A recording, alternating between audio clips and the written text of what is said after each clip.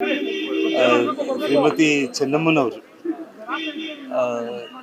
ಸನ್ಮಾನ್ಯ ಮಾಜಿ ಪ್ರಧಾನಿಗಳಾದ ದೇವೇಗೌಡರ ಶ್ರೀಮತಿಯಾಗಿ ಒಂದು ಆದಿ ದಂಪತಿಗಳಂತ ನಾವು ಹೇಳ್ಬೋದಾಗಿತ್ತು. ಅಂದರೆ ಸುಮಾರು ಅವರು ಒಂದು 93-94 ವಯಸ್ಸು, ಅವ್ರಿಗೂ ಆ ತಾಯಿಗೆ 85 ವರ್ಷ ವಯಸ್ಸು. ನಾನು ನೋಡ್ತಾ ಇದ್ದೆ, ನಾನಂದರೆ ಮುತ್ತೈದೆಯಾಗಿ ನಾನು ಕೊನೆ ಉಸಿರು ಬಿಡಬೇಕು ಅಂತೇಳಿ ಅವರ ಆಸೆ ಏನಿತ್ತು, ಆ ಆಸೆದಂತೆಯೇ ನಮ್ಮ ಡಾಕ್ಟರ್ ಮಂಜುನಾಥ್ ಅವರು ಹೇಳಿದ್ದನ್ನು ನಿನ್ನೆ ಟಿವಿಗಳಲ್ಲಿ ನೋಡ್ತಾ ಇದ್ದೆ. ಕೊನೆಯ ನಿಮಿಷದಲ್ಲಿ ದೇವೇಗೌಡರ ಕೈನಿಟ್ಕೊಂಡು ಕಣ್ಣಲ್ಲಿ ಅವ್ರನ್ನ ನೋಡ್ತಾನೆ ಪ್ರಾಣ ಬಿಟ್ಟರು ಅಂತೇಳಿ ಒಂದು ದೈವಶಕ್ತಿ ಅನ್ನುವಂಥ ಒಂದು ರೀತಿಯಲ್ಲಿ ಮತ್ತು ಅವರ ದಂಪತಿಗಳಲ್ಲಿ ಇರುವಂಥ ಅನ್ಯೋನ್ಯತೆ ಪ್ರೀತಿಯನ್ನು ಒಂದು 73 ವರ್ಷಗಳ ದಾಂಪತ್ಯ ಜೀವನ ತೋರಿಸುತ್ತೆ. ಅದು ಇತ್ತೀಚೆಗೆ ಒಂದು 3-4 ತಿಂಗಳ ಹಿಂದೆ ನಾನು ನನ್ನ ಶ್ರೀಮತಿ ಇಬ್ಬರು ಕೂಡ ಸನ್ಮಾನ್ಯ ದೇವೇಗೌಡರನ್ನ ಮತ್ತು ತಾಯಿ ಚೆನ್ನಮ್ಮ ಅವ್ರನ್ನ ನೋಡಲಿಕ್ಕೆ ಬಂದಾಗ ನನ್ನ ಶ್ರೀಮತಿಗೆ ಅರಿಶಿಣ ಕುಂಕುಮ ಹೂವುಗಳನ್ನು ಮುಡಿಸೋದ್ರ ಜೊತೆಗೆ ಸೀರೆಯನ್ನು ಕೊಟ್ಟು ನಾವು ತಿಂಡಿ ತಿನ್ನೋವರೆಗೂ ಕೂಡ ಅವ್ರು ಬಿಡಲಿಲ್ಲ ನಮ್ಮನ್ನು.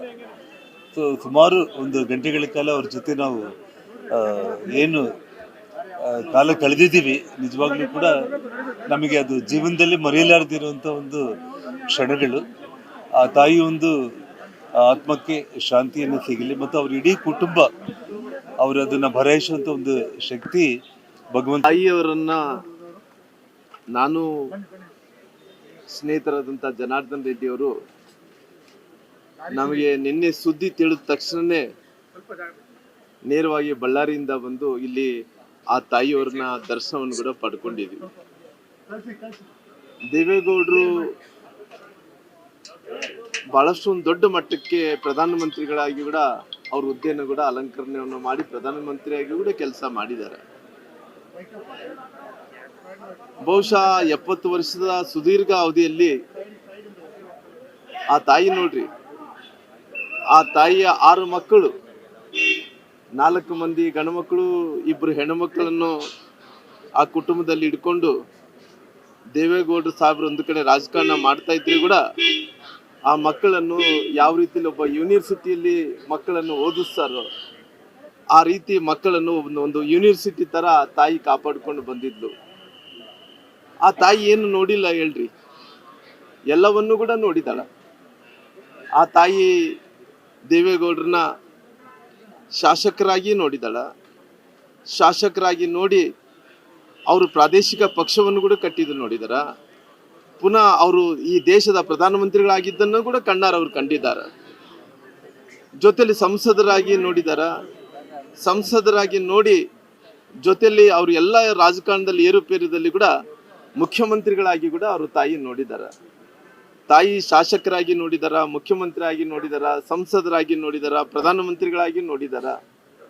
ನಂತರ ಅವ್ರ ಮಕ್ಕಳನ್ನು ಕುಮಾರಸ್ವಾಮಿ ಅವರು ಮುಖ್ಯಮಂತ್ರಿ ಆಗಿ ಕೂಡ ಅವರು ನೋಡಿದ್ದಾರೆ. ಜೊತೆಲಿ ಸಾಕಷ್ಟು ಮಂದಿ ಮಕ್ಕಳು ರೇವಣ್ಣವರು ಆದಿ ಹಿಡ್ಕೊಂಡು ಡಾಕ್ಟರ್ಗಳು, ಮಂತ್ರಿಗಳು ಅವ್ರ ಮನೆಯಲ್ಲಿ ಯಾವ ರೀತಿಯಲ್ಲಿ ನೋಡಿ ಆ ತಾಯಿ ಯಾವ ಸಂಸ್ಕಾರವನ್ನು ಕೊಟ್ಟಿದ್ದಾಳೆ ಅಂದ್ರೆ ಬಹುಶಃ ಕುಟುಂಬ ಬೆಳಿಲಿಕ್ಕೆ ಮೂಲ ಸ್ತಂಭ ಆ ತಾಯಿ. ಬಹುಶಃ ಎಷ್ಟೇ ಕಷ್ಟಗಳು ಆ ತಾಯಿ ಬಂದಂತ ಟೈಮಲ್ಲಿ ಕೂಡ ಕಷ್ಟಗಳು, ಸುಖಗಳು, ರಾಜಕಾರಣದಲ್ಲಿ ಸೋಲು ಗೆಲುವು ಎಲ್ಲವನ್ನೂ ನೋಡ್ಕೊಂಡ್ ಬಂದಾಳೆ. ಯಾವ್ದು ಕೂಡ ನೋಡ್ಲಿಲ್ಲ ಅನ್ನೋದಿಲ್ಲ. ಹಂಗಾಗಿ ಈ ದೇವೇಗೌಡರು ಕುಟುಂಬದ ಹಿಂದ್ಗಡೆ ಯಾರನ್ನೊಬ್ರು ಶಕ್ತಿ ಇದೆ ಅಂದ್ರೆಗಿನ ಆ ತಾಯಿಯವರು. ಆ ತಾಯಿಯನ್ನು ಇವತ್ತು ನಾವೆಲ್ಲರೂ ಕೂಡ ಕಳ್ಕೊಂಡಿದೀವಿ. ಬಹುಶಃ ತಾಯಿ ಅನ್ನಂತ ಶಬ್ದ ಯಾಕೆ ಬಳಕೆ ಮಾಡ್ತೀವಿ ಅಂದ್ರೆಗಿನ ಕೇವಲ ಇವತ್ತು ಕರ್ನಾಟಕ ರಾಜ್ಯಕ್ಕೆ ಒಂದೇ ತಾಯಿ ಅಲ್ಲ ಆಕೆ ಚೆನ್ನಮ್ಮನವರು. ಬಹುಶಃ ಇಡೀ ದೇಶದಲ್ಲಿದ್ದಂತ ಎಲ್ಲರೂ ಕೂಡ ಒಬ್ಬ ತಾಯಿ ಸ್ವರೂಪದಲ್ಲಿದ್ದಂಥವ್ರು ನಾವು ಕಳ್ಕೊಂಡಿದೀವಿ.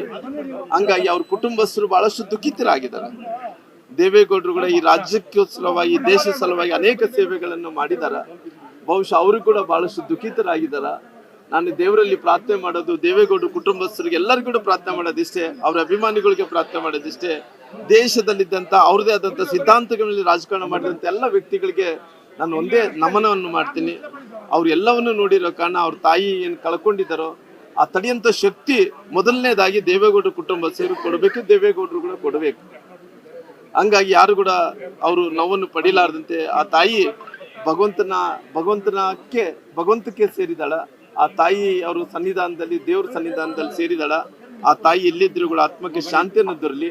ಆ ತಾಯಿ ಎಲ್ಲಿದ್ರು ಕೂಡ ಈ ಮನೆಯನ್ನ, ಈ ಕುಟುಂಬವನ್ನು ಕಾಪಾಡ್ಕೊಂಡು ಹೋಗ್ಲಿ ಅಂತೇಳಿ ಆ ದೇವರಲ್ಲಿ ಪ್ರಾರ್ಥನೆ ಮಾಡ್ತಾ ಆ ತಾಯಿ ಆತ್ಮ ಆತ್ಮಕ್ಕೆ ಶಾಂತಿಯನ್ನು ಕೂಡ ದೊರಿಬೇಕು.